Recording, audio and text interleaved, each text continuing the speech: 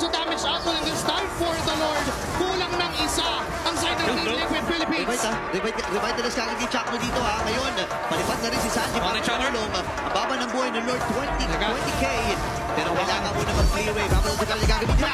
Ginere, papasok sa loob. Breaking through. Side na mamapunta yung Lord ngayon. Pero kapag na buhay ni Chakmo. Kanina si Trimar ay mapipilitan na mamatay. Si Trimar,